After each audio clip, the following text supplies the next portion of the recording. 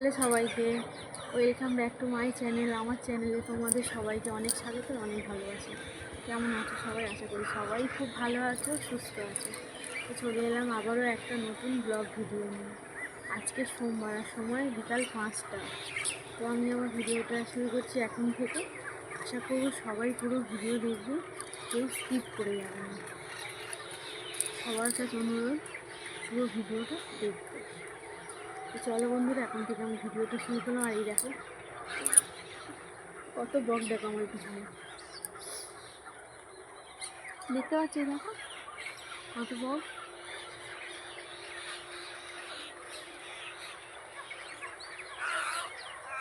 ভাবলাম আজকে মানে বিকাল 5টা থেকে কী করি না করি সবটাই তোমাদের সাথে শেয়ার করবো। তো চলো বন্ধুরা, ভিডিও দেখতে থাকো।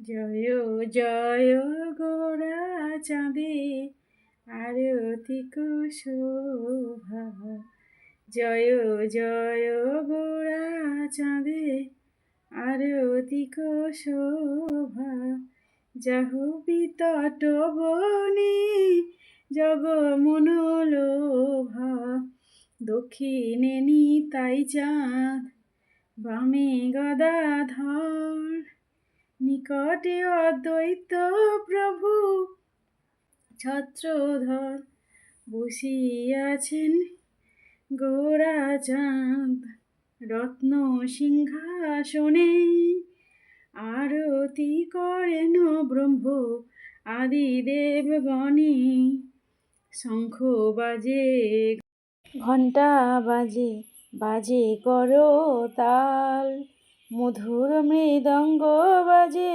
পরম রসাল, জহি নেন্দ্রিয়ং ন কর্ম সনুজ্জতে, সর্ব সক্ষণ সন্ন্যাসী যোগরু দোশ্চতে। অনুবাদ: যখন যোগী জড় সুখভোগের সমস্ত সংকল্প ত্যাগ করে ইন্দ্রিয়ভোগ্য বিষয় এবং সকাম কর্মের প্রতি আসক্তি রহিত হন, তখন তাকে যোগারূঢ় বলা হয়। মানুষ যখন ভক্তিযোগে সর্বতোভাবে ভগবানের সেবায় নিয়োজিত হয়, তখন সে আত্মতৃপ্তি লাভ করে এবং তাই ইন্দ্রিয় তৃপ্তি অথবা সকাম কর্মে তাৎপর্য। মানুষ যখন ভক্তিযোগে সর্বতোভাবে ভগবানের সেবায় নিয়োজিত হয়, তখন সে আত্মতৃপ্তি লাভ করে এবং তাই ইন্দ্রিয় তৃপ্তি অথবা সকাম কর্ম সে আর লিপ্ত হয় না। আর তার না হলে অবশ্যই ইন্দ্রিয় তৃপ্তি সাধনে প্রবৃত্ত হতে হবে, কারণ কর্মরহিত হয়ে মানুষ কখনো থাকতে পারে না। কৃষ্ণ ভাবনাময় কর্ম না করা হলে আত্মকেন্দ্রীয় অথবা সমষ্টিগত স্বার্থে কর্ম করার প্রয়াস দেখা দেবে। কৃষ্ণ ভাবনাময় ভক্ত কিন্তু শ্রীকৃষ্ণের সন্তুষ্ট বিধানের জন্যই সব কিছু করেন, তাই তিনি ইন্দ্রিয় তৃপ্তির ব্যাপারে সম্পূর্ণ নিরাসক্ত থাকেন। যার এই উপলব্ধি হয়নি, তাকে যোগমার্গ রূপ সিঁড়ির উচ্চ ধাপে উপনীত না হওয়া পর্যন্ত বিষয় বাসনা থেকে মুক্ত হওয়ার জন্য যন্ত্রবস্ত প্রযত্ন করতে হবে।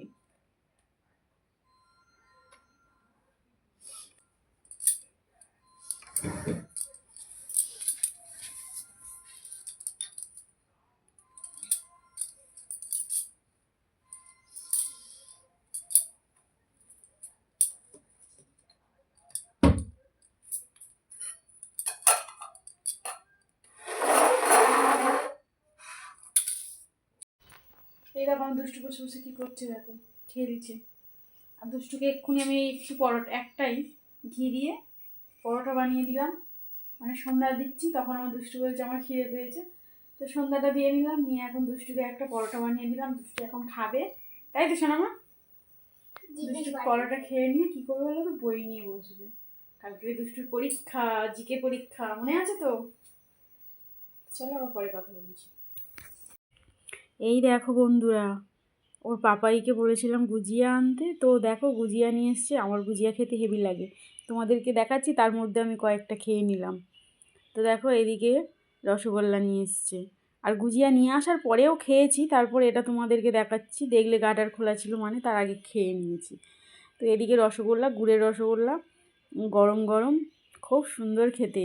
আর এখন শীতকাল মানে বুঝতে পারছো গুড়ের রসগোল্লা কত সুন্দর লাগে গরম গরম খেতে। তো তারপরে আমি চলে আসলাম এখন রান্নাঘরে। তো আজকে রাত্রিরে এই একটু আলুর কষা বানিয়ে রেখেছি, খাবো মুড়ি। রাত্রিরে রুটি করলে হতো, তো মেয়েদেরকে আর কি পরোটা বানিয়ে দিয়েছিলাম, ওরা খেয়েছে, সেই জন্য রুটির বদলে মুড়ি খাচ্ছি। মেয়েরা রুটি খেয়েছে, রুটি না সরি পরোটা খেয়েছে। আর এদিকে দেখো ওর পাপাইকে খেতে দিচ্ছি, একটু মুড়ি নিয়েছি আর একটু আলুর কষা। আর আলুর কষাটা না একটু ঝাল হয়েছে। তো পাপাই ঘরে রয়েছে, টিভি দেখছে, আর আমি নিয়ে যাচ্ছি। একটু খাও, কিছুদিন আগে তো ঝাল ঝাল করে পাগল করে দিচ্ছি। একদম না, আমি মিষ্টি খেয়েছি একদম। আমি কি বলছি, একটা যদি ঝাল লাগে তখন বলবি। ওর গালে ব্যথা হয়েছে, জ্বর হয়েছিল না, ওই জন্য।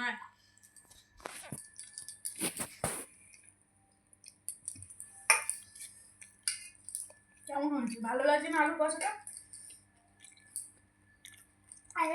এর কথা বলছি, আলুর কথা না। আলুর কথা বলছি না, অন্য কিছুর কথা বলছি। একদম একদম, তাই রে বাবা, জল তো রেডি একদম।